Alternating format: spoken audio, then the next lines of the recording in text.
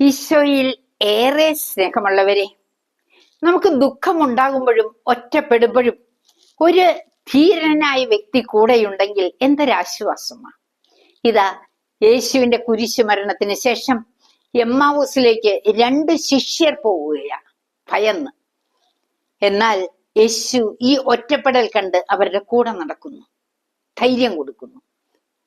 മറ്റൊരു രംഗം, ഇതാ അപ്പം മുറിച്ചാശീർവദിച്ച് കൊടുത്തപ്പോഴ് അവരുടെ മൂടപ്പെട്ട കണ്ണുകൾ തുറക്കുകയാണ്. മൂന്നാമതൊരു രംഗം, വചനം വിശദീകരിച്ചപ്പോഴ് ഹൃദയം ജ്വലിക്കുകയാണ്. 3 സത്യങ്ങള് യേശു പഠിപ്പിക്കുക. 1, നാം ഒറ്റയ്ക്കല്ല, യേശു കൂടെയുണ്ട്. 2, വിശുദ്ധ കുർബാനയിൽ യേശു നമ്മുടെ ആത്മീയ നേത്രങ്ങൾ തുറക്കുന്നുണ്ട് വിശുദ്ധ സത്യങ്ങൾ തിരിച്ചറിയാൻ.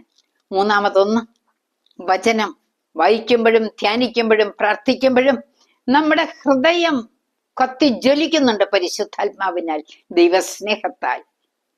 നമുക്ക് വചനം കൂടുതൽ പഠിക്കാം, വിശുദ്ധ ബലി യോഗ്യതയോടെ അർപ്പിക്കാം. ഒറ്റപ്പെടുമ്പോൾ ഈശോ കൂടെ എന്ന് നാം മനസ്സിലാക്കണം.